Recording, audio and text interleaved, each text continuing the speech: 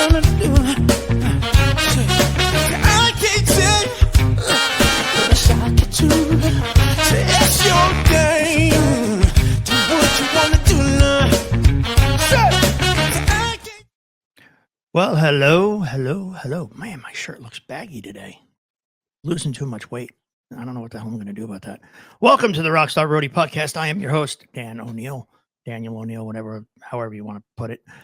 Got a good one today.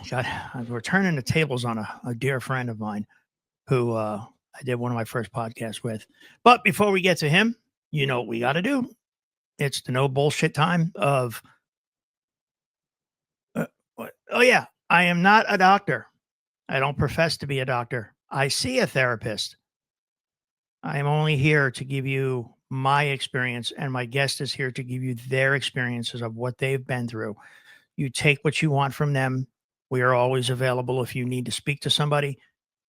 Don't think you're alone in anything. But we are not doctors. So, don't go having any ivermectin.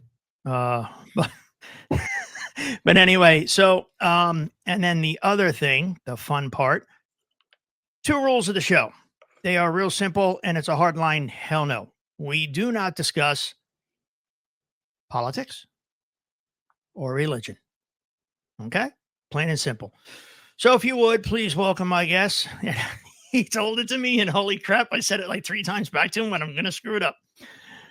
And he's going to correct me because I suck at this. Please welcome Mr. Bernie Guerra. I told you. We just went through this. I know. Son of a bitch. Man, I like your little intro. I felt like I was in a green room. I love the song. And there's a plethora of songs I could play from so many bands I worked with. And normally it's always Trickster just to fuck up my guys and get them a couple pennies on their royalties. But it's just a cool song. Wait till the outro. That's even better. That's fun. I got to work on the outro too. I got to stretch it a little bit, but I'm learning. We talked about this. I'm learning. Yeah. So I like it though. So say your full name because I fucked it up. My name is Bernie Guerra. And there you go. People normally don't screw up the last name. Well, they usually say Guerra. That's what I said, but I mumbled it on purpose. Yeah. that's the more common. But Guerra, it actually means war in Spanish. But people usually screw up my first name. I've been called Brownie, Beanie. It's since when did the R become silent? I don't know. What the fuck is wrong But with Beanie was my favorite one. I've never been called Beanie. And I can see that, and I can run with that if we toured together. That'd be funny. That's okay. My nickname is Borga, and I've been trying to get away from it for years. Yeah. And it still haunts me in corners sometimes. Yeah. Like on TSO, it's all Danny, right? Yeah. I go to Jovi, there's a couple Borgas. Then there's some Dannys. I'm just fucking call me Sybil at this point in time. As you can tell, we are unfiltered, so feel free to say whatever the hell you want as long as we stay within the 2 rules. Well, I met you as Daniel. That's what I met you as. And when I was on Aerosmith, Greg Howard kept referring to Borga, and I was like, who the hell is Borga? And then he goes, Daniel O'Neill. I was like, oh, okay. I know him as Daniel, but that's weird. Yeah. That's right. Greg Howard calls me Borga. Yeah. See, it's all the old fucks that call me that because that's what I literally had since I was 18 years old back in Jersey. The Trickster boys in our little circle of bros started that. And I'm going to have my brother on because I need him to clarify how I got my nickname. I'm 99% sure how I got it. By the way, I sound like Bobby Brady, which is hysterical on my side. I don't know what it sounds like to you, but it's fucking... You're going through puberty. It's about time. Just tell my wife. But anyway, so let's kind of like dive into some shit. And listen, I have a list of questions, and I don't think any of these apply to you in the proper text, so I'm going to change them as I go. Yeah, man, whatever. But let's start with how you got your start. Well, I've told this story a few times, and I'm from Dallas, Texas, from Corsicana, which is just south of Dallas. But I used to do a lot of runner work locally, runner work. I would work for the local stagehand company, and that was my side gig. And the guy who would hire runners called me up one weekend and said, "Hey, I need you to work a rehearsal and a show for a guy named Pat Green, who's a country artist based out of Texas, but he was a national artist." So I went and did that. Make a long story short, I did some really cool. I mean, I helped the guitar tech, and then I helped the tour manager, and I did this. And the tour manager said, "Hey, have you ever been on the road? I like your hustle." And I said, "Yeah, well, no, I've never been on the road, but," and he said, "Well, my merch guy is leaving, and I need a merch guy." So he introduced me to that guy, and that guy gave me, asked me all the questions. And about 3 days later, that the tour manager, a guy named Sean Murray. Do you know Sean Murray? Maybe. He called me and he goes, "Hey, the guy I initially offered the gig to took it, but I like your hustle. And what can you do?" He goes, "You were helping our tech, our stage tech. Can you guitar tech?" And I just go, "Yeah." Like we all do on our first gig. I lied. Like, I know signal flow and I know how to fix my guitars. Mm-hmm. I know how to do that. And so, yeah, he hired me and I started working for. And the first guy, I always give him credit. His name's Christopher Allen Scrobot. He was a tone head. He heard the things that nobody else hears. One of those guys. Okay. So going into that gig, never teching before, he taught me a lot about that side of the gig.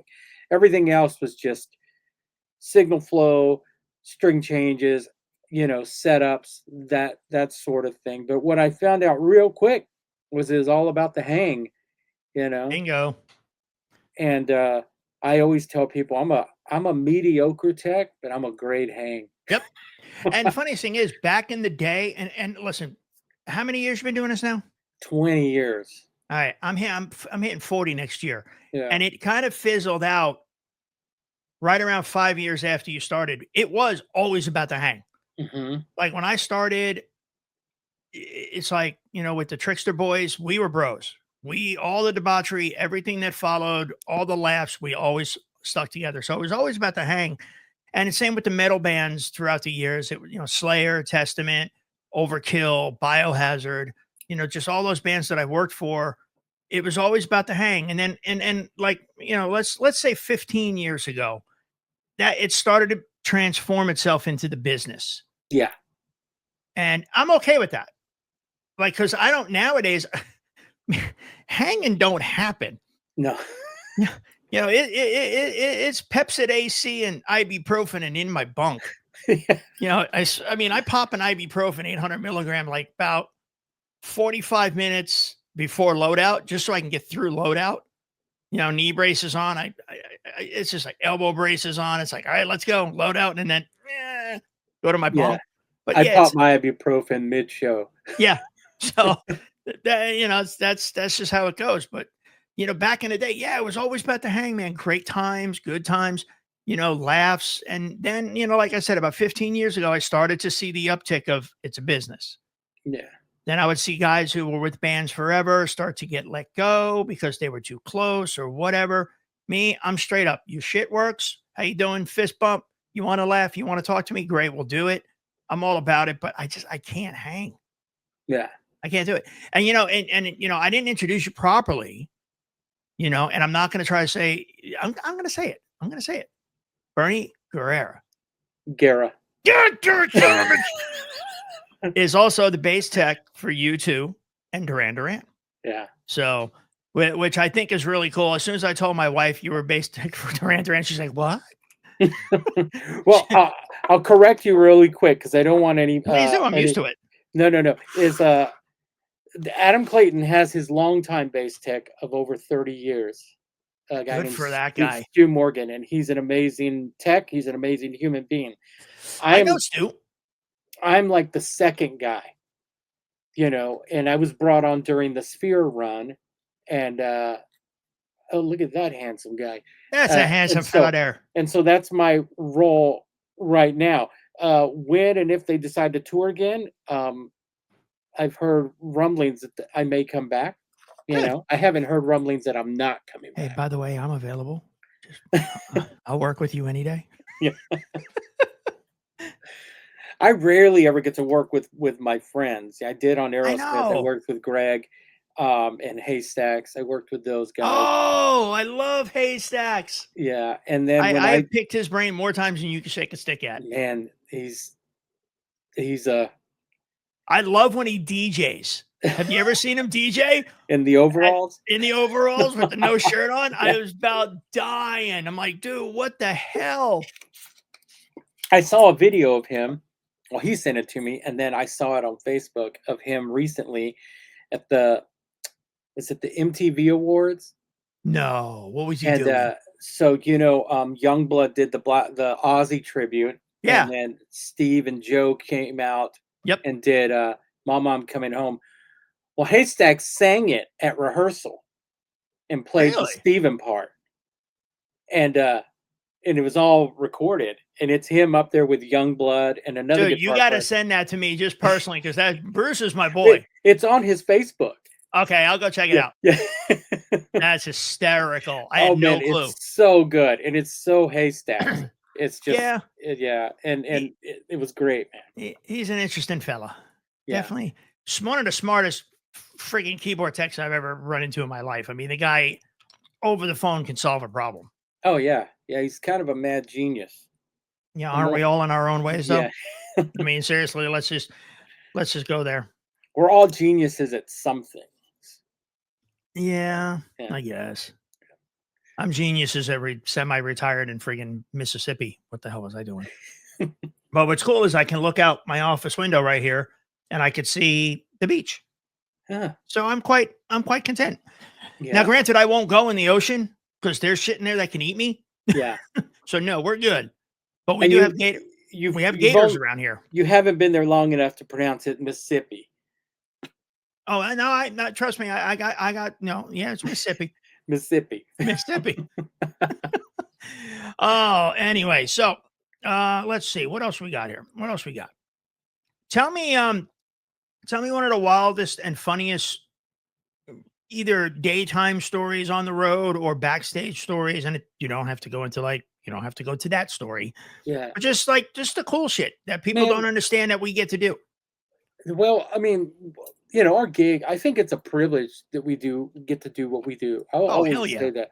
But I think when I first started touring, I was, I don't drink or smoke or, I don't party, but I'm constantly in party mode without. I don't drink or smoke or do drugs anymore.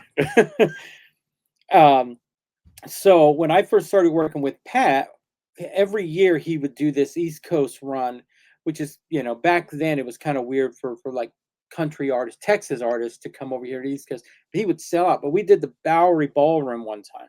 Wow. It was my first time in New York. I love the Bowery. Yeah. And those steps that go up to the stage. Yeah. So I had set up a little workstation up there to be able to tune. And I look down and there's the security guy at the bottom. This is the funniest thing that's ever happened to me. And I tell this story to anyone who will listen and they don't believe it. This guy was drinking a can of Coke, but it was one of those little cans, those little Mini Cokes. Mini Cokes. Yeah. Yeah. I used to get them for my kids. Yeah. So I ran down there while the band started playing. I ran down there and I said, "Hey, where did you get that little Coke?" And he goes, "You got to talk to Pete at the bar." And I go, "Okay." I was like, "Well, do you think I can get one?" He goes, "Yeah, give me a second." And it was loud. And he came back and I saw him sit down and he's drinking and he's doing it. And I walked down there and I go, "Hey, are they going to bring it to me? Or I need to go get it?" He goes, "Pete's going to bring it to you." And I go, "Is he the bartender?" And he goes, "No." And I go, and he looks down, he goes, "Oh, you wanted a little Coke." I thought you were asking for a little Coke. That's awesome.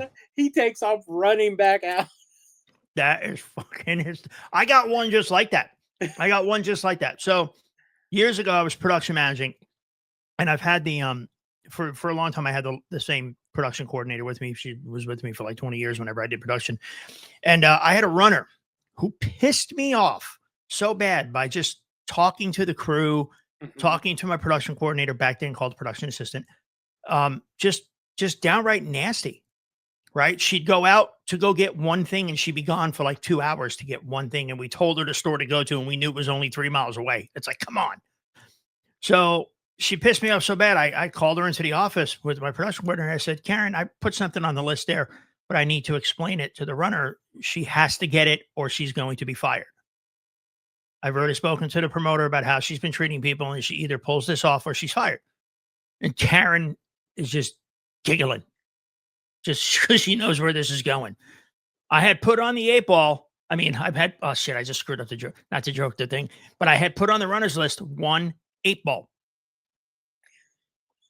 1 8 ball. No definition, no context, just 1 8 ball. And I spelled it GHT. She's like, I can't go buy this. I said, you have no choice but to go get this. I don't care where you got to go. There's several stores you can get it. You can get it in a store. Yeah, you can get it in a store, but I can't tell you where to get it. You have to find it because that's your job. So sure enough, like 4 hours later, she comes back. She goes, I can't find an 8 ball anywhere. I tried. And I went, did you try the store down the street, which was like, 10 minutes down the road, and they sell pool tables? She just looked at me and she goes, I said, next time you want to fuck with an old school production manager, keep pulling that shit and you're going to get fired. And she was like, I'm so sorry. She went around and apologized to everyone she was a dick to. Yeah. And I even had one time when I was a stage managing a gig, I had a stagehand who was just a total fucking wingnut. I made him go look in all the trucks, and there's like 14 trucks. I made him go look in all the trucks and look all around the dock for a truck spreader. Mm-hmm. He was gone for like an hour trying to find. I can't find a truck spreader. I don't know what to do. I'm like, dude, there's no such thing as a truck spreader. But now do you understand how much of an ass you are? And again, they learn. But see, you can't do that stuff nowadays. Yeah, you cannot do that stuff nowadays. You have to be nice. Anyway, so as you know, this show bounces back and forth between stories from the road, and we will switch up. It is the ultimate ADHD podcast from hell. Yeah. So we will switch back and forth between stories from the road, and one of my things that are important to me because of my journey is mental health, especially for road crew. And you and I have talked about. I think we talked about this on your podcast. I know you just let me talk and ramble like I always do, which is pretty funny. But what is your take on the road crew now, and what you're seeing as far as mental health amongst, our crew brothers and sisters? Well, when I started, it was, like you said, it was probably 5 years after I started that the old, for lack of a better term, the old guard started moving through. But it there was a lot of, for me, and I'm of Mexican heritage. And No, we don't get to talk about our feelings or tell somebody we're sad or like, so we don't get to do that. So dude, I'm Irish Italian. You don't. yeah, I know, right? Yeah, same shit. So we being on tour and having that rush of just doing these shows and seeing all these new places that I never thought I was going to see, and then going back to a hotel and just sitting there, I didn't know how to handle it. I didn't know I could go to talk to any of my co-workers, tour manager, and when I would start to say something, it's almost like it would just like, um, oh, who invited Mr. Doom to the party? Exactly. And even though we were bros, we were family, on the road, family, it was never that. And so my take is now you can sit with someone and go, yeah, like, you know, I got the blues, man. I just need to talk to some. I remember my first time going, well, not my first time. I flew to Paris, but I went via Frankfurt, and I had a long layover in Frankfurt. And I was there for a few hours, and then when I got to Paris, I got there alone. I got there late at night, and then I got to the room, and I remember just sitting there, like not quite sure if I was having an anxiety attack or just Mm-hmm. fucking sad. And I walked out down to the front office and I saw our drum tech, and it was like, to me, like a bright light. I went and hugged him. I was like, "How you doing?" And then I sat with him all night. I didn't tell him anyone like how I was feeling, but we just sat and talked, and about the gig the next day, and it made me feel better. And now you can do that. Now you can go knock on somebody's door, and you don't seem like a pansy or a whatever, Right. whatever you thought you were going to look like before, and just tell them like, "Man, I'm just not feeling it Yeah. today. I I just mean, need it." 100% I agree with that. Back in the day, and I still remember, there were times where I used to just go to, like days off were needed, but I also dreaded them because I was going to be alone in a room with my own thoughts. And I don't like that. Yeah. So, you leave me alone with my thoughts and the rabbit hole just gets really, really stupid.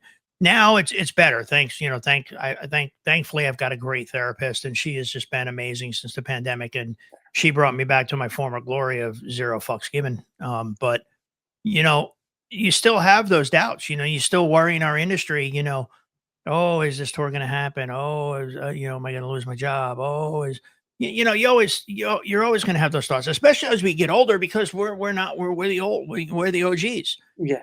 We're not the young ones out there who are undercutting us. Which I get. And I can't say I respect it because the way some of them do it, but I get it. And I get management having to save money. I understand. Listen, I understand the financials of the business better than most because I've tour managed, I've production managed, I know how to do accounting. I get it. I get it all. And but you still sit and worry. You still sit and worry. Is like, okay, I signed on to do this tour in 2 months. Is it going to be there in 2 months, or am I going to have to get in 2 months, or what's going to happen? And as I get older, I sit and worry. Man, am I going to be alive next week? You know, I've adapted since I've had my reawakening, I should say, because we can sit for hours and go through shit and about crap that I've been through. Hmm. But I adopted um, this great quote from Ralph Waldo Emerson, and I never looked at it before. And it's like you said, we have the privilege. We're getting paid to see the world. I have seen things people can only dream of, and I have been places people could only imagine. And I've stood on the four corners of the earth. I've been to, places that you just are just in picture books. But this quote by Ralph Waldo Emerson, I've always heard it, but it never really hit me until I kind of broke through with my therapist. And it's not the destination, it's the journey. Yeah. And I was always worried about it being the destination. Well, something I discovered was that from the moment we are born, we start to die. We are just like a flower. We grow, we wither, and we age, and we die. You can't worry about what the destination is going to be. The spoiler alert to everybody, we're all going to die. Yeah. Yeah. It's just, we just don't know when. And because some people don't know when or can't accept the fact that of when, people don't live life. They don't. And being on the road, it felt like I was just Groundhog Day 24/7 every day. I mean, there was one period of time, I think I toured for 3 years straight. Three. Like, Yeah. I might have saw home a week at a time every couple months. And home was my mom's couch in New Jersey, which is where you live.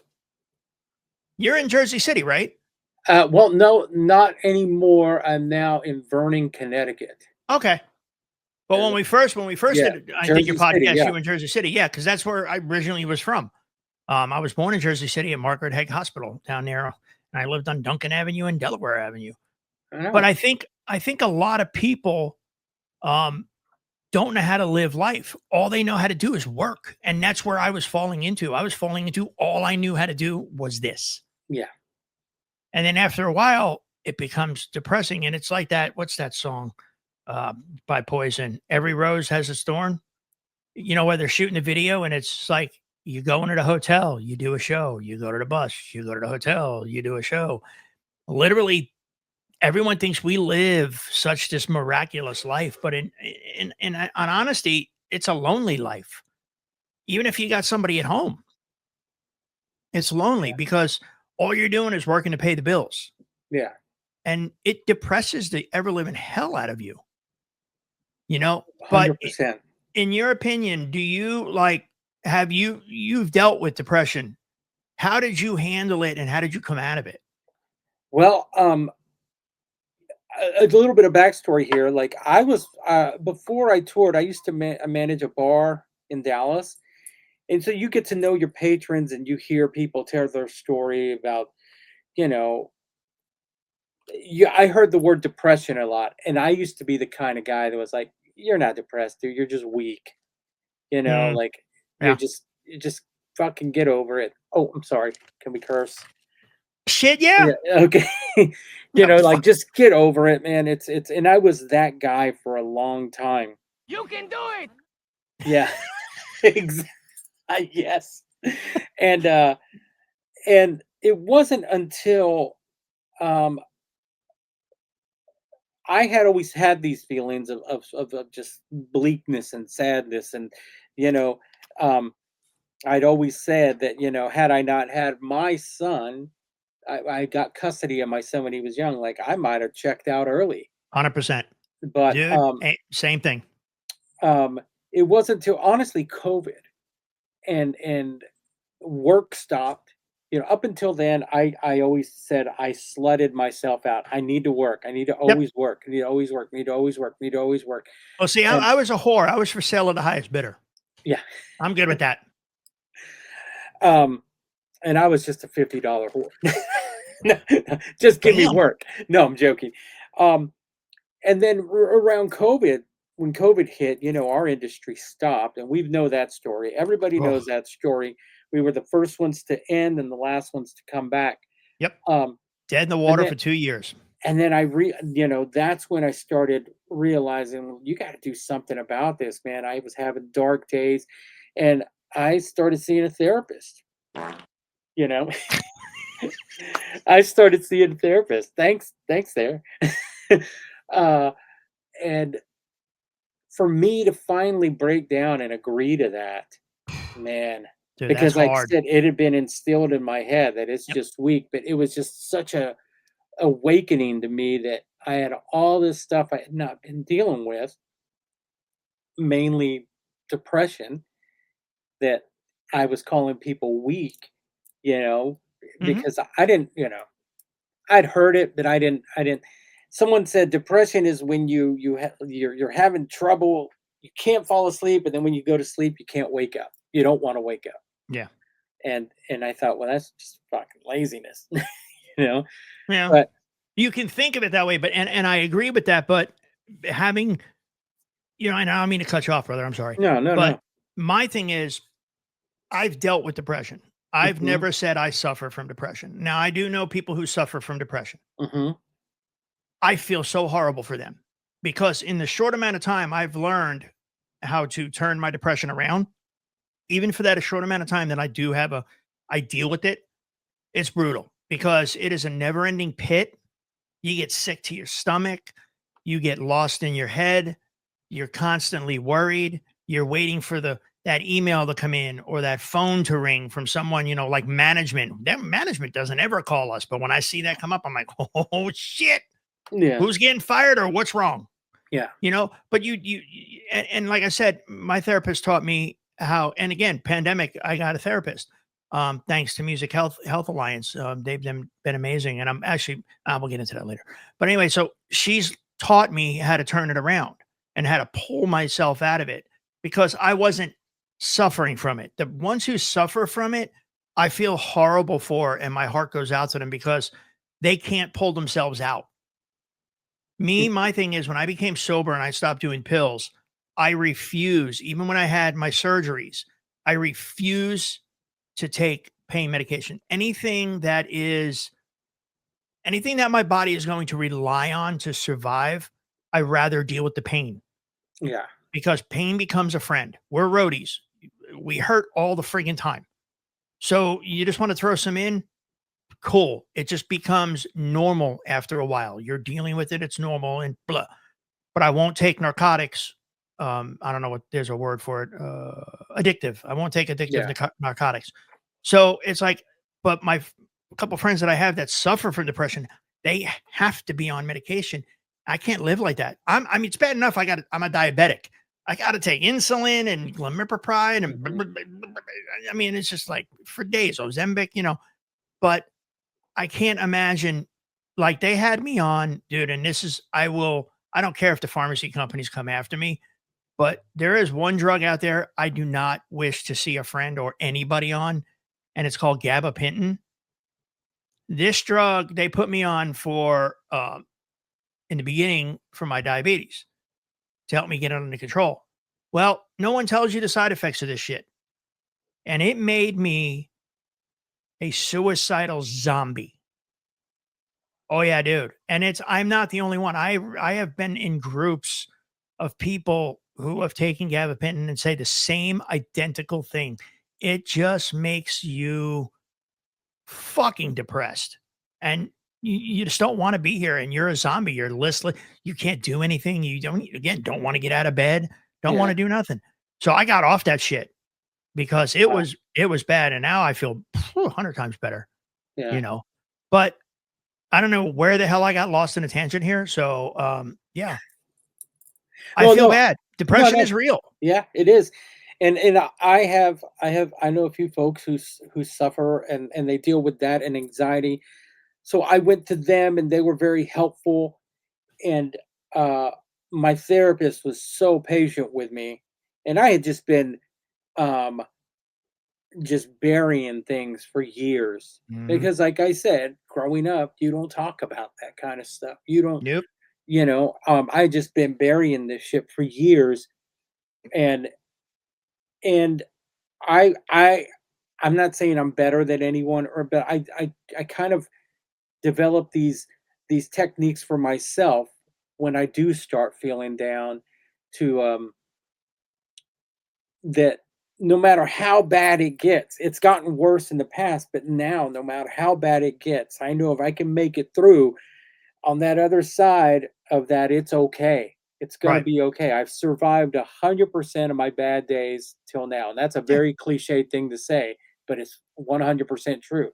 It's so true. If you could pull yourself out of it, like for me, I don't know what you do, but like I think I see a work box behind you and some guitars. Yeah. Whenever I get into that space, I'll go into the garage where my work box is, and I'll just start working on something. Hmm. Hell, I'll reorganize the drawers in my work box. After that, I feel 100% better. Yeah. My As you can my my see, I'm OCD. constantly in a Yeah, state of reorganizing. exactly. But that's like one of the things that works for me. It's just like on the road. Don't laugh. I swear to God, I'll stab you with a spoon. But like when I'm on the road, I wrote 3 children's books. Yeah. I wrote 3 children's books, and they're all based on the dogs that my wife and I have lost, Wow. and the new ones that have come in. And it's like a series, and it's three, and it's going to be a 7 book series, but they're all children's books with illustrations. I use chat GPT to do my illustrations because I can't draw a stick figure. Yeah. But you could tell chat GPT, God damn it, exact like you upload a picture of that dog and you say, I want it to be a cartoon, I want it to do this, I want it to be in this position, I want this as the background, and bam, it did it.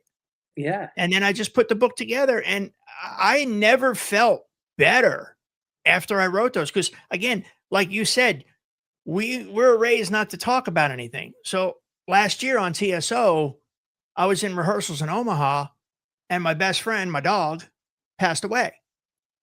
I And remember I this. Yeah. I never had to deal with that. I've always been home whenever we've lost dogs. And we've lost dogs, I lost Bruno at 16, Bugs was 15, but Gunner was, and then Freya had a brain tumor. And it's like, and then Gunner was like only 7 or 8, but no, maybe, no, I think he was 10. But anyway, he went in for a dental surgery, and the anesthesia, when he came home, he had a stroke. And he wasn't right, but he seemed to be getting better. And so I went out on the tour. I'm like, okay, he's going to be fine. You know, he had another stroke at home. I mean, there was ring footage that I was looking at the ring camera in the living room. He paced the house for over 6 hours. And then my wife says she came home and it was bad. Um, and I couldn't get a flight home. They tried to get me home. And it wasn't in the cards. So having to deal with that, and people are like, "Oh, it's just a dog." Fuck you. Yeah, That my child. That is the only thing that will love me unconditionally and never judge me. And I miss having him sit here, and he would normally sit in the office with me all the time when I'm working. And that that kind of slowly started another depression. yeah, And then my wife did something really cool while I was on the tour, and I didn't think it was going to be cool because I didn't get to grieve Gunner because I wasn't home, but hmm she adopted another puppy. And it turned out to be the best medicine on the planet. He is just the coolest little psychotic psycho on the planet. And that's where I started my book. That's the first one I started writing about him. And then all of uh-huh, a sudden, it just snowballed into a book about bugs and a book about Gunner and a book about Bruno, and it just keeps snowballing. And like I can write all day long. Now it's a kid's book, so it's not a long book. yeah, yeah, yeah. No, no, no. You That's can- awesome, man. That's yeah. awesome So I mean, that you found that outlet. yeah, and this honestly, I was kind of feeling shitty about the podcast because I couldn't do it right. I tried to do, and you and I talked about this, tried to do the live streaming format. Dude, that's the worst thing in the world. Because of you is why I'm doing the pre-records, Oh, thank because you. it just makes it so much easier and less stress on me. And I don't have to answer questions from people. It's not that I don't want to, but Hmm you can't do this part with the guest and answer. You can't. It's really hard. Yeah, So those were my things to help me get out, working on stuff in the garage and then my books, and you have to have something. The yeah. road isn't all we are. No, and And I feel you on the dogs. I grew up. Uh, I didn't think I was a dog person. Never wanted a dog. Was one of those people that said, "Man, it's just a dog. Like you can always get another dog." Then we rescued a dog, and then we rescued another one, and she became like my my road buddy. Like she Mhm. was always there, and luckily the dog hated me. By the way, when we caught her, hated me. I got Not a bit. chihuahua. She was part Chihuahua, Oh part my Dachshund. god. Bit They me in the hate face twice. We just assumed like whoever, maybe a man was mean to her, maybe somebody that looked like me. She just wanted nothing to do with me. COVID comes along, and I'm like, listen, girl, we got to live together. I am not on the road. She became like my best friend, sleeping with me. Everything we did together. We'd hang out outside every day, That's and awesome. we lost her in 23, Oh, I'm sorry, brother. and it was really unexpected. But my mom passed away about a month ago. I know I didn't want to bring it up. Yeah, We had talked, I'm sorry for that. a few weeks ago. Yeah, and I love my mom, and of course you love your mom, and it hurt. Even though I was ready for it, still hurt.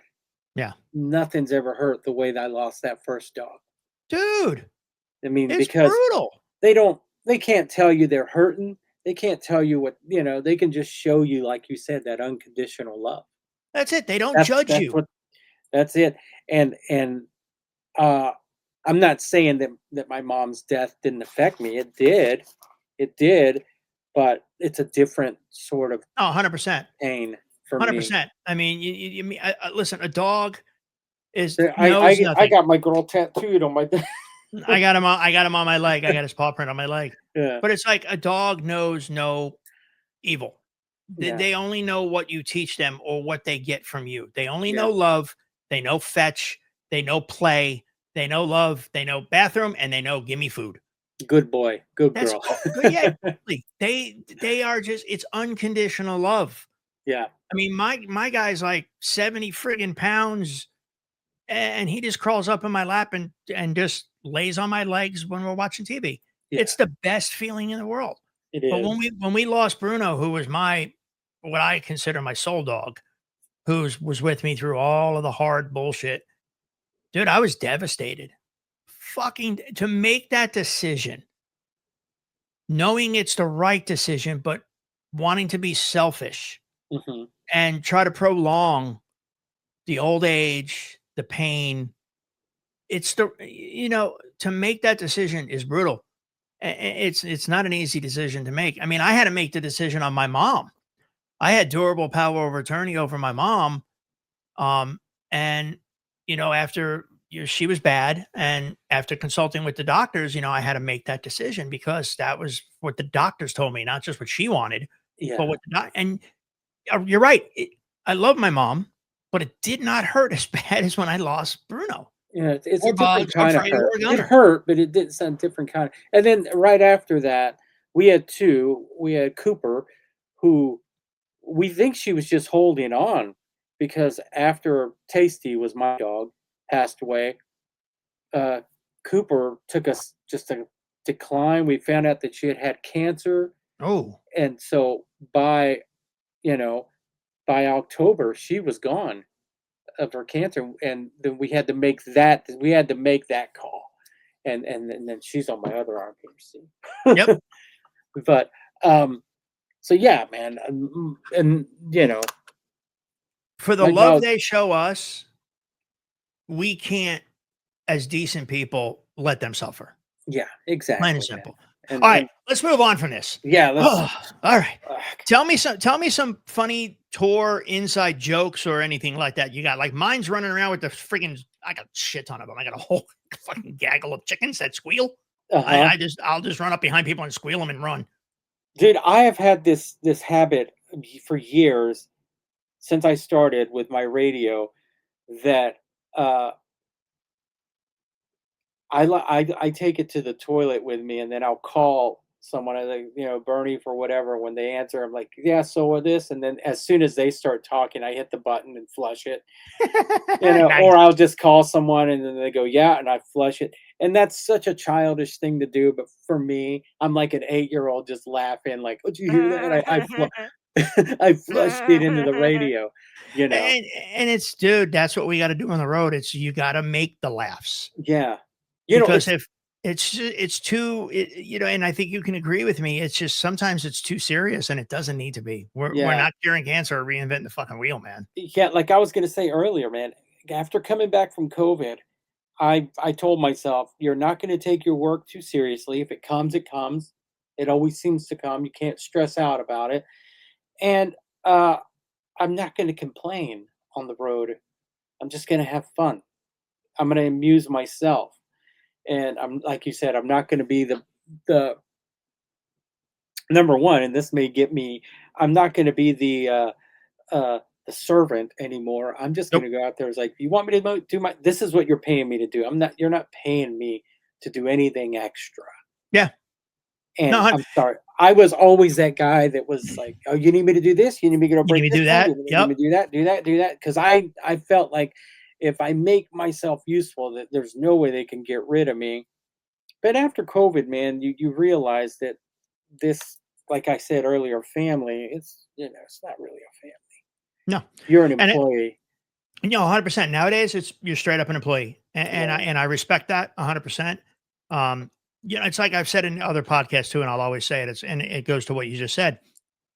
I've always, whenever I first meet the artist, and normally I get saddled with working with the main artist, like the Mhm. singer or whatever, or the lead guitar player, the boss of the band, The principal. the principal. Thank you. I Yeah. hate that word. I hate that word. But anyway, and they you meet them, you talk to them. Oh yeah, blah, blah, blah, blah, blah. And they always do it. It is like a fail safe. Well, they go, hey, let me ask you a question, right?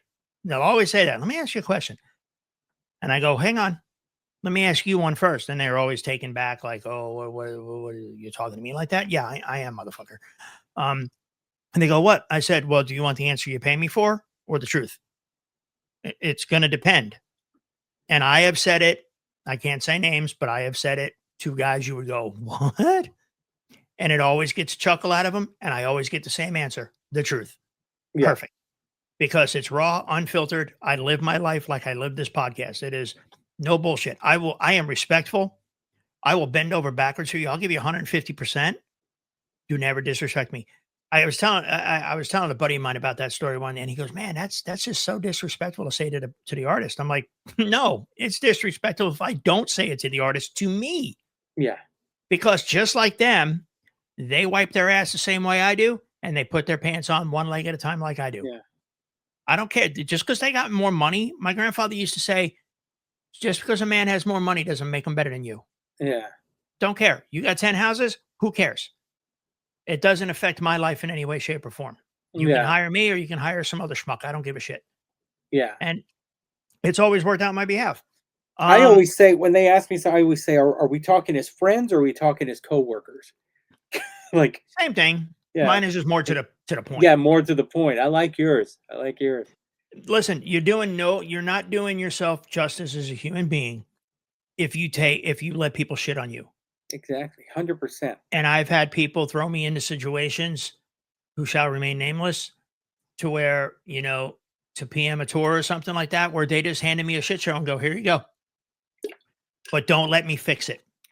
Yeah. Okay, well, whatever, man. I'm just going to coast through the day then. At this point, you want to let the friggin' convicts run the castle? Go for it. I don't care. Yeah. What do you, looking back in your career, and well, first off, explain this picture because I love this picture. That picture was taken at a Duran show. You had to think. I like that. At the end of the show, and I want to say I was just by the backup singer there. The backup singer here, Right. that's Yep. Aaron Stevenson, one of their amazing backup singers, no longer with us. But it's at the end of the show, and I want to say my podcast partner Lisa took that shot as I was walking off stage at the end.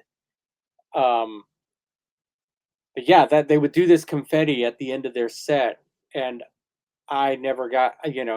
You always you see these pictures of the fans with all the confetti around them, but that picture is one of my favorites because it's got all the confetti, and it looks. And I'm wearing a watch. For the record, I hate confetti cannons. Oh, me too, dude. God, I hate them. Oh man, the next day you're blowing out your rack and it's everywhere. I can't stand You're it. cleaning it up for years. Dude, I have found confetti in cases like 10 years later. It's like, I come know, on. right? And it's all matted. Yep. It's all matted. Back on Cyndi Lauper years ago. We're talking late 80s, early 90s. Back on Cyndi Lauper, we used to have confetti, but it was the Hatful of Stars tour. I can't remember what year it was. We had little Mylar hats and little Mylar stars. I would have to once a week open up the keyboards just to shovel the shit out of the keyboards. Because Mylar, people who don't know, is a metal. Mm-hmm. And it's a non-conductive metal. So if it gets between the conduction points, whatever, underneath the keyboard bed, the keys won't fire. So there's no contact. So it's like, so I hated that. And back then we didn't have the greatest keyboards in the world, and they would whatever. But anyway, it's not like now. It's just a controller. Yeah, exactly. Back to the rack. What that's broken? Oh, here, let me pull this one up here. Yeah. So let me ask you this. Let's dive a little bit more into mental health here. How has the touring lifestyle for you affected your personal life? And please, you don't have to talk about it if you just say applesauce if you want to move on to another question. Well, no. I think my wife is in the past it affected my personal life immensely. I was with someone who just couldn't handle that, and there was jealousy involved, that type of shit, But now it's more of a you have to be with someone who has their own life. Yes. And I don't mean that has their shit they do at home. They have a job, they work, they have their hobbies, and then you're doing this, and there has to be communication for that to work. And I think I've been fortunate to be with someone that knows, that. Right. Yeah. He's also a lot smarter than me too. So. Oh yeah, same here, bro. I ain't gonna lie. So I mean, it's the same situation for me. My first wife, she, couldn't, and bless her heart for trying, and we were raising two kids. She couldn't handle it, Mm-hmm. and I understand it. Second go around, I was very clear from the get go with her, and we've been together now. Geez, Lord, this year will be 14 years Yeah. married Yeah. 14 years, yeah, but together longer because I was like not making that same mistake twice. I first one I rushed into marriage. This one I was like, nope, slow down, Yeah. Yeah. just to see if she can handle it. And my wife's an Army veteran, so she's used to being out in the field and at war. So she gets it. Um, and yeah, again, same situation as you. It's just you have to find the right person who can handle what we do. Yeah. And Because again, I'm not gone 2, 3 years at a time anymore.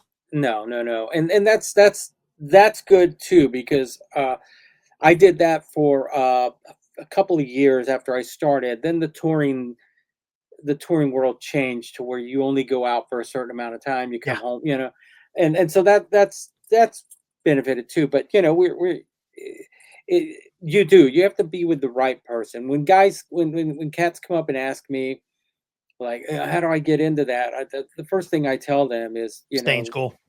yeah, I don't. have. But I've done it. if you want to have any kind of personal life, don't do this. You know, Well, I send them because to I send the guys. I tell them that there's this website, and when it pops up, it's about how to become a roadie, and then this pops up. you got to send me that link. Oh no, I mean, there's a website called Rickroll that you can Uh-huh. send people. You can send people like an email. They'll click on the link, but it won't. It'll look like something completely different, and then it pops up the video. That's My wife's great. done it to me like a whole bunch of times. I'm like, motherfucker, because then it You gets keep stuck in your keep head. keep falling for it. I always do. Yeah.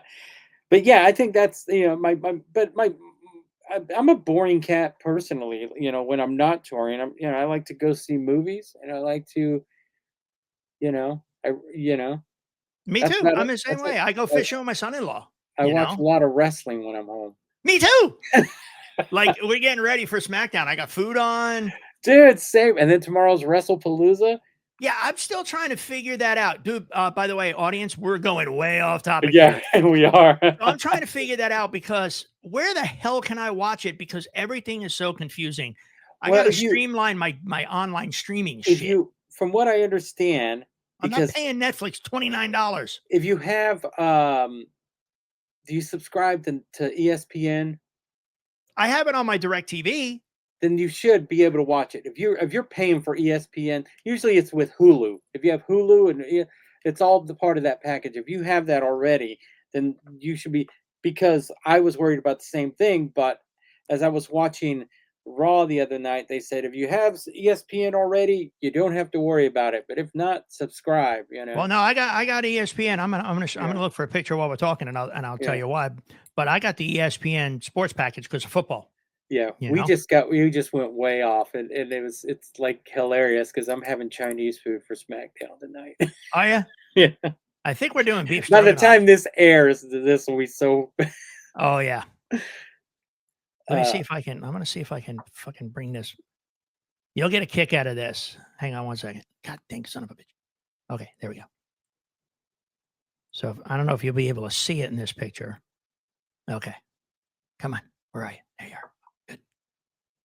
Sorry, folks. We are way off the topic, and I don't care because this is what's going to happen when you have a bunch of ADHD old men. yeah. All right, so check this out. This is This is the condo for TSO. But if you Uh-huh. look at my work box, I got a 50-inch in there. And during the show, we watch football on Mondays, Thursdays, and Sundays. We watch football, and I'm feeding my guitar player Al Petrelli. I'm feeding him in his ears the scores. Hey, you got to amuse yourself in some way, shape, or Yeah, form. you do. That's greatness, man. Oh, dude, I love the TSO thing. Is just so good. There's just such a good bunch of people. Yeah. I mean, the schedule is brutal. Backline loading in at 6, 7 a.m. is really Is brutal. it still an East Coast and a West Coast? Yeah, Yeah. So which one do you work on? I do West Coast Okay. with Jeff Boguski and then Jimmy Penn. I originally was hired by Jimmy Pentinato to take care of Joel Holstra for East Coast, but at the last minute, Joel's tech became available. And then they were like, well, do you want to go do West Coast? And it turned out It's a funny story from hell, by the way. It turned out that, like, I'm like, yeah, sure, why not? I mean, what the hell? Who's the guitar player? Al Petrelli. I'm like, okay, I've known him 40 years. We're fine. Soon as we were, we emailed back and forth, but it didn't click with him. And then when I saw him in Omaha for rehearsals, he's like, holy shit. I'm like, Jersey boy. So yeah, and he's just a pleasure to work for. Yeah. But we just have fun, and that's the big thing. Here's one for you. So from our industry standpoint, what change have you seen since COVID ended? Um, well, you mean in the industry? In the industry as a whole. Listen, I've talked about it 100 times. We know, and listen, it's of no fault of their own. We know the stagehands aren't the greatest. Yeah. Let's be clear. And it's of no fault of their own. They're just people trying to work, and I respect the ever living hell out of that, and I will teach them all day long. Yeah. I've seen that, and I've seen a lot of younger audio cats, Oh my guys God, in audio, yeah. and some are great, man. We had a girl named Miranda Baca on one of our last year tour, and it was her first tour ever, and she just killed it. This tiny girl, she was on our podcast, and just came in, one of the hardest workers I've ever seen. And she used to just hang out on the bus and just pick everyone's brain, wanted to know everything about That's awesome. this industry. And the best advice I gave her was just don't get jaded. Don't Nope. get jaded like every audio person I've ever met. Well, I tell people, don't get jaded and don't get comfortable. Yeah. Don't, because it's few and far between guys like me, guys like you who are with bands for a long time. Yeah. And it's not that way anymore. That's why I've gotten calls to work. I mean, I've sat home for the last few months since I got home from Sabotage, and we do Bon Jovi rehearsals once a month. But I've gotten calls for tours, and it's like, who? How old are they? Yeah. Hell no. I Yeah. ain't working for no 20-year-old band. No way. I'm not putting up with that drama, number one. Number two, I'm Yeah. not putting up with that inexperience. So, but I mean, as far as touring as a whole, I mean, I've noticed, a lot of stuff in our industry has kind of, since COVID, gotten weird. And it's Yeah. really hard for me to put a finger on stuff. I've noticed budgets have gotten smaller, Oh, or yeah. at least I'm told, and No. they're Oh, yeah. still blaming COVID. Well, they're not there. So here, let me dispel a myth for you, because I'm gonna give you the reality, because I know this shit. And it's part of what I've done. It's like it's not COVID that is causing budgets to be tighter. It's no record sales. They have no record sales anymore. Record sales used to make up a good percentage of an artist's salary when they were touring, Mhm. or artist intake. So the problem is now with streaming services, the artists aren't getting paid jack. You have a billion streams and you make $1,000. Now, I don't know if that's right or not. I'm just kind of throwing it out there, but you don't make jack. Yeah. You're making 0.2% or 0.2 cents on a song that's streamed. Come on, man. I can do math. It ain't that hard. So that, coupled with people's, listen, our country, again, we don't talk politics. I'm just talking reality. Yeah. Everything's expensive. So Everything. people are cutting out stuff that they can't do. I see all these stadium tours happening. Well, when you see fans with their phones and they're panning the stadium, you're seeing a shitload of empty seats. Let's be clear. Yeah. Mhm. So at the end of the day, they're not selling out stadiums. Some are. Yeah. Taylor, Pink, I think Morgan Wallen, a couple others, but not all of them. No. So when you're not selling out, and unless you're getting that guarantee, your budget's going to be tight, because managers want to make sure the artists make as much money as possible, so that their 10 or 15% deal that they have with the artist as their management, so they make their nut. Yeah. Everything under them, they don't care. No. They don't care. I've had managers say shit to me to my face, and I'm like, go fuck your mother. I don't care. This is my salary. My resume warrants that salary. Yeah. You want somebody else? Go for it. you're not hurting my feelings. I love what I do. You're going to get more out of me, the old man, than you are going to get out of the 20-something-year-old. Yeah. You know, I could still load a truck faster than any 17-year-old and better. I'm just going to have to take an extra ibuprofen before I go to bed. You Yeah. know? So, it's just that's just the way of our world at this point in time is just, and again, don't get jaded, don't get comfortable. Yeah. Because the minute you get comfortable, you screw yourself. And you and I are in very fortunate positions because we both have long, quote unquote, working relationships with certain bands. Yeah. Now, I've been with Duran for 16 years. I don't take it for granted, and I have a good relationship with the guy I work for, and management and production, and everyone. Uh, I always think that tonight's the night I get fired. Yeah. You know. I mean, that's just how it is. I mean, listen, I've been with Jovi for a bunch of years, and before that, I was with another band for 18 years. Hmm. And things changed in that camp, and that's fine. It was time for me to move on. We all know in our careers when it's time to move on, and what's going to be better for us and our mental health and our health in general. But Jovi is one of the classiest camps on the planet. Treats everybody with respect, looks after everybody, just expects you to do your job. Yeah. Do your job to the best of your ability. We will treat you right. And you know what? They do. Yeah. So I stay there for that, plus the fact that they're my Jersey boys. That's Yeah. home for me. And then that's just, there's a different mentality. And from living in Jersey, there's a different mentality for people who live in Jersey. Yeah.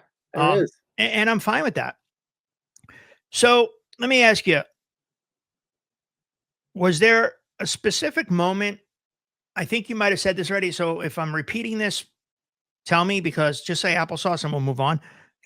Is there a specific moment when you realized on the road that the road was taking a toll on your personal well-being?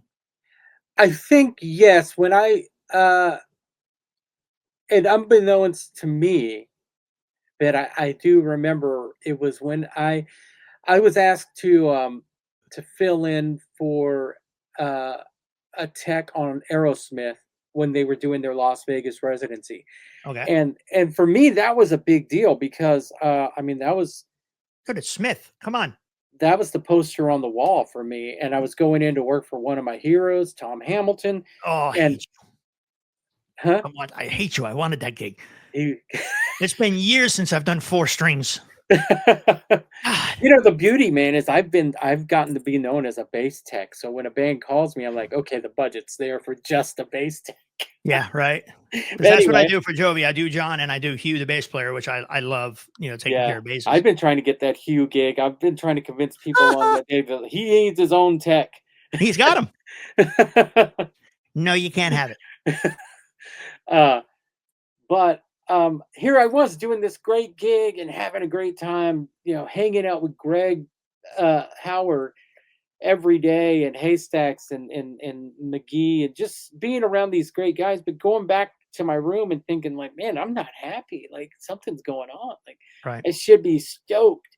And then I would get to the gig and just have a great night, a great show, and then just walk back to the Platinum, you know. I mean, even though we had a van, I chose to like walk back because that I just wanted, Clear your head. yeah, Yeah. it still didn't help, and so that's when I realized it was taking a toll. So up until then, that's when I realized, okay, this is something. This is not just me being in a bad mood or sad. This is something, Right. So that's when, and then unfortunately and fortunately, COVID came along, and that's really what I think. COVID saved my life, man, because I Yep. got that therapist, and I got to get a bunch of things out, and I got to do a lot of. I learned that I love to walk during Mhm. COVID. I started going out early in the morning before the sun came up. I was still in Texas, lived in a really good neighborhood, where I would just walk. And, by the end of it, I was walking 6 miles every morning, just thinking.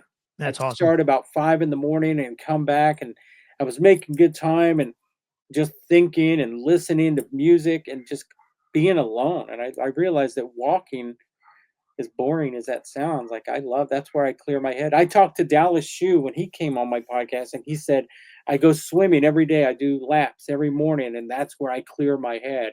And I knew exactly what he meant, like, Yeah. just being And I alone. do that with my dogs. My Yeah, day when I'm home, my day revolves around the dogs, yeah, and I'm okay with that because my children are grown and we're empty nesters and I freaking hate it. mhm, Um, and it's, listen, I know it has to be, doesn't mean I have to like it.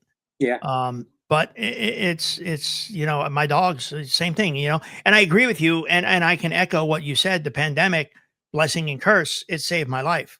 yeah, Blessing, I mean, blessing for saving my life as far as me getting the help I needed. And on another podcast, I talked about that. And when I have my brother on the podcast, we'll talk about it again.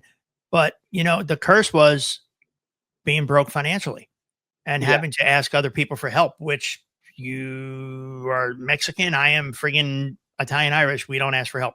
mm-mm, We don't ask for help worth a shit. And yeah. it's one of those. Sorry, your Mexican heritage. I apologize. I'm so bad at this. You can call me Mexican, man. I've been Fuck called that. worse. I've been Well, you called worse. at least I didn't call you that other name that people mispronounce, Bernie. uh, But but yeah, also, just to say, I meant to tell you earlier, like during COVID, and I keep going back to that. I had this idea that I was going to do videos on YouTube, and I was going to record my travels, and then COVID hit, and uh, at some point, I went and asked a friend of mine just to hang out with me. I went. They have a music store in Dallas called Tone Shop Guitars. Great guys, and they said I went to lunch with them when things started opening back up, mhm. and they said, "Dude, you're not doing too good." Like, they saw it right off, and they go, "Why don't you come work for us and be in our shipping? You're in the back. You're not talking to any customers, just because the music instrument business did record numbers during COVID. Well, So I'm yeah. shipping out guitars and pedals all day. But I worked with a girl named Leah Lane, who's in a band called Rose Garden Funeral Party. And I was telling her this idea that me and Lisa, who you met, Yeah. uh, were talking about. She goes, "Why don't you just do a podcast?" And I go, "What's that?" And she told me, because at the time I started calling people and recording calls with them. And I told her, I said, "I'm calling friends of mine from the road and just recording these phone calls." Like new age jerky boys. Kind of, but just recording like what they would, so I could go back and listen to it. And I said, "Okay, well, why don't you be the first guest?" So March of 2021, we released our first episode of our podcast, Is Breakfast Included? And then realized we're going to do this every week. And this was a lifesaver for me, because this format of just talking to people Mhm. and just hearing their story and hear, just shooting the shit, really. Yeah. I love it. I So do love I. it. So do I. And It I'm not. makes me feel better knowing that I'm not alone. Yeah, yeah, And by the way, folks, right there is Bernie's socials for Where is Breakfast Included. I'm on there. It's pretty yeah, cool. It's funny. It's good. yeah, yeah. Borga did an episode. I did. Jerk. But um but yeah, so so that helped me, that still helps me. And sometimes, it's a pre-recorded podcast, but sometimes it gets so stressful, like, are we going to get one out this week? And then it happens, and then that's the reward for me financially. I mean, it doesn't cost us anything to do it, yeah, but the I mean, reward mine for costs me. subscriptions, but you've Yeah, yeah, with yeah, but with the StreamYard and all that stuff. But yeah, it's well worth it for my own peace of mind. 100%. When I'm done with a podcast, I've recorded a bunch over the last couple weeks because, like I told you earlier, I'm doing a bunch of pre-records. So when I'm out on TSO and I don't have time in the schedule to do a podcast, I can just release them. Um, but it's one of those things where it's like I walk away feeling better. Yeah, I feel 100%, man. yeah. My wife even said she noticed it too. It's just like so. Um, well, I mean, we're coming to the end here. We've already gone over time, and I don't care. What Thanks is for the having me on this, man. Of course, brother. Here, we've talked, and I appreciate you opening up about mental health and stuff like that. Um, you know, let's end it on a different note because I normally end on mental health. Let's end it with another question here because all my questions are culminated from people who've emailed me questions, wanting to know things, and I always encourage people to email me questions, and we'll ask them on the podcast. Two questions. One, what's the one city or venue for you that's left the biggest impression on you, and why?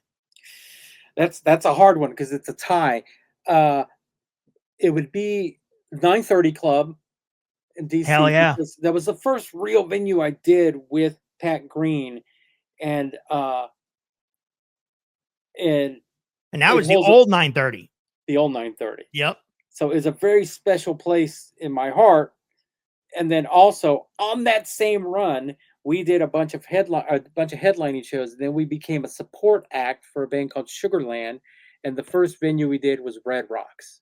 Oh, So it was my first like big tour with a. They were huge at the time, Sugarland, oh yeah, I remember who they are. and here I am doing this legendary just venue. And I've been back several times, and it never fails to amaze me Yep. how beautiful that place is.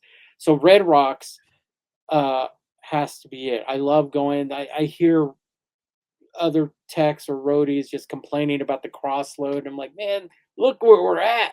Dude, Look, they've got it down pat though. yeah. I'm like, we're at Red Rocks. Like, you are not gonna find a more beautiful venue. I No. mean, you might, but See, I like the gorge. oh, the gorge is great That too. that backdrop of just it's just gorgeous. Yeah, It's like when the weather's good, I've been there when the weather's bad. But yeah. when the weather's good, I've more shows there when the weather was good, but that is just a beautiful, beautiful venue. So yeah, Yeah, I those love two for that. me. So here's one last one we'll go. So looking back in your career, and let's use this moment looking back because you don't know what's coming. Um, what's the proudest moment you've ever had working behind the scenes Uh, for myself or like an for achievement. you? Man, and since then, I guess the proudest moment I ever did was being part of the Sphere opening. It was Oh, that's right. such a historical thing, and I was called at the last minute to come do it. But to be part of that opening, and then them tell me, you know what, we're not going to send you home after the two shows we wanted you for. We're just going to keep you for all 40 shows. At the time, it was all 12 shows, and then they just kept adding shows. So it Wow. ended up being 40 shows, and being part of that. And love them or hate them, man, you two as an organization welcomed me with open arms. Right. Same And thing with Jovi.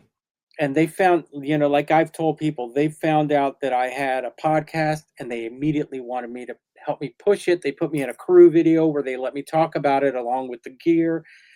Adam Oh, that's Clayton great. Adam Clayton did the show. They put me on the front page of their website, or not me, put our podcast, mine and Lisa's podcast, up on the front page, and that was really an accomplishment for us, you know. Um, so that is personally, I'm proud of that. Right on. I thought I was gonna live and die in Corsicana, Texas, man. So Listen, I get it, and it's just like, and we'll talk about, and I don't care. This is my podcast. I'll go as long as I want. I don't care what anybody says. Um, let's talk about the harsh reality of our industry. And it's just like you said, you think you're going to live and die in, so and so place, and you're never going to amount to anything, or yeah, this is all I know how to do. Well, I'm trying to break away from that norm, and being a roadie, guitar tech, keyboard tech, whatever, stage manager, press man, it doesn't matter. We're all still roadies. It's not all I'm capable of doing. And I didn't think that for the longest time. And I didn't think that until I started losing friends. And that's been for me the hardest thing where I hear so and so died. Oh, okay, well, I'm numb to death yeah, that's sad, right? because I lost so many close. And when I say close, you're talking relationships over 20, Mm, 30 years long. Larry Malero, Vinny Kowalski, Jason Browning, Todd Confessori. I mean, the list. Jimmy Johnson, for Christ's sakes. I've known Jimmy Johnson for damn well 30 years of my life. Paulie Carrizzo.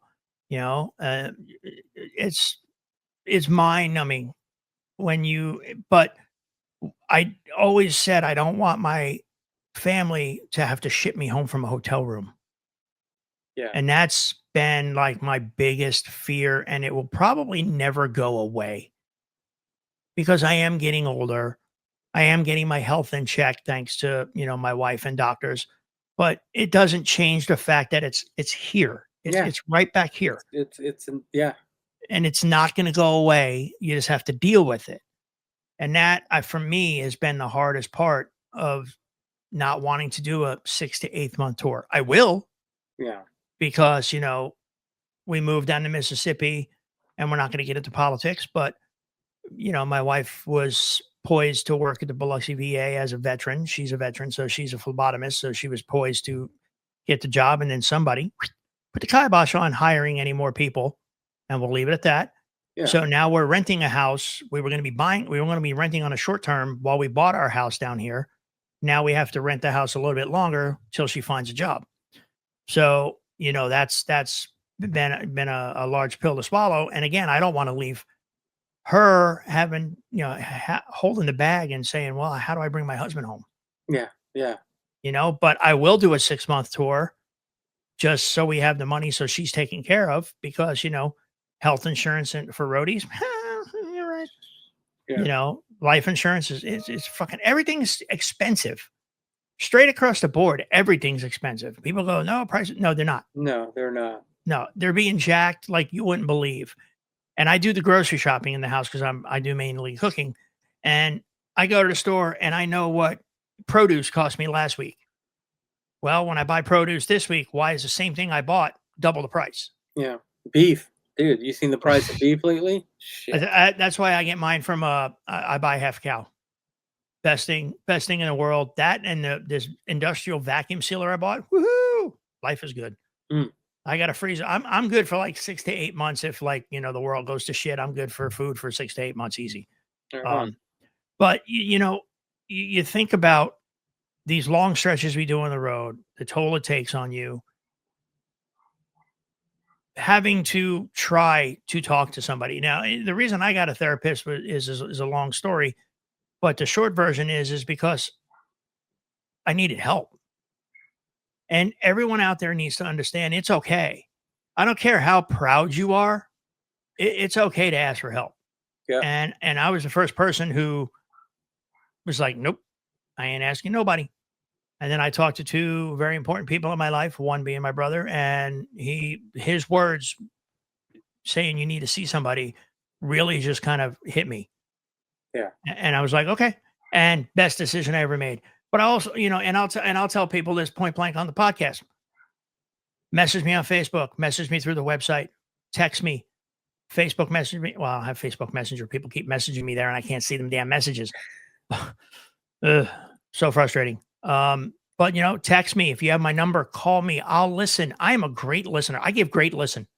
Yeah. Plain and simple. If you need to just to get it off your chest, I've been there. I've had people do it for me. I'm there for you. Just people have to understand. And I'm going to be putting up Ryan Smith from Shore and I and Jamie Thien. And I probably pronounced her name wrong too. And I had her on the podcast. See what I mean? I'm bad at this shit. Swear to God. But, we're putting together a resource list for roadies. And it's not just for suicide prevention, drug and alcohol. It's for therapy. It's for financial assistance. And hopefully I'll get that up soon once we just kind of go through and fact check everything and make sure everything's good, that there are resources out there. And I think, Bernie, you can agree with this. I think that people also need to understand that if you need to talk to someone, whether it be us or anybody, there are organizations that you can call and talk to them anonymously. Yeah. They don't have to know who you are. They're just there to listen to you. And the resources are completely available to everybody. And we're going to try and get them up so everyone has access to them. I've already got some resources up now, but we're going to go dive deeper into this great organizations, between Music Cares, Gigs Live, Music Health Alliance, and there's more. And I don't even know them all. So that's why Ryan and Jamie are helping me just to help crew guys understand you're not alone. You don't have to feel like there's no resources for you, even if it's financially. If you're having, you're not touring for a couple months because there's no work, there's places that will help you. Yeah. You know, there's doctors out there who are willing to listen to you. Music Health Alliance is great because when I was in the pandemic and I had no health insurance, Sheila Biddy over there got me health insurance. And Music Cares paid all, you know, all of the bills on my foot surgery, you know, and that's, you know, that's thousands and thousands and thousands of dollars. So there are resources to help you, but at the same time, you just can't pick up the phone and go, I need help. Yeah. You have to put in the work too, Yeah. you know, but everyone has to realize that there are people to listen to you. If that's all you need to get it off your chest, call one of us, text one of us, or we'll get you some resources to help you out. Yeah. But anyway, so with that said, my brother, all right, everybody. So check it out. This is Bernie's podcast. Go check it out. It's badass. I've said it before. I'll say it again. Bernie's a friggin' and Lisa are great. You know, I had a blast with them. Right, Lisa, right? Lisa, yes. Yes, I said it right. Lisa Letterman is my co-host. If I could say something like, I just got to give credit to my wife, Diane, and Lisa, who encouraged me to go to therapy. And you said earlier, one of your favorite quotes is Ralph Waldo Emerson. My favorite quote is by Ralph Waldo Emerson. No way. Which one? And this can help anyone. Mine is, only in darkness can you see the stars. Mm-hmm. No matter how bad it gets, just look, you know, that's what I go by. So that's what we have in common. That's great. There. That's great. That's a great, I mean, in the analogy in that, and I actually know that one, the analogy in that is to look within yourself. Yeah. You know, and people have to realize they're stronger than they think they are. Yeah. You just have dark times. Yeah. I always tell my son when he has a bad day, well, at least you didn't shit your pants today. So I can't say I haven't. Yeah, we can't say we haven't. No. But, well, man, thank you so much. Of course, brother. Thank you so much for having me on this. I appreciate you asking, and I'm glad we could get it scheduled. Yeah, and you know what? We still got more stuff to talk about, so maybe we'll do a part 2. I'm probably gonna do a part 2 with pretty much all my guests because like an hour and a half is not enough. Yeah, we should have a bunch of people on here that we know. We should. I could teach them how to pronounce my last name. Jesus Christ, I'm never gonna live that one down. Son of a bitch. Wait, where is it? Yeah, okay. Oh shit. Here we go again. But all right, brother. So listen, I'll hit you up. Once I hit the button on here, it's gonna cut you off, but I'll shoot you a call tomorrow or something like that. All right, take care of yourself, man. All right, buddy. Thank you so much. And Bernie G. That's how I'm gonna go about it. You're never gonna let me live it down. All right, brother. Good. Be safe. Love to the family. Good talking to you. All right, brother. All right. All right, bye.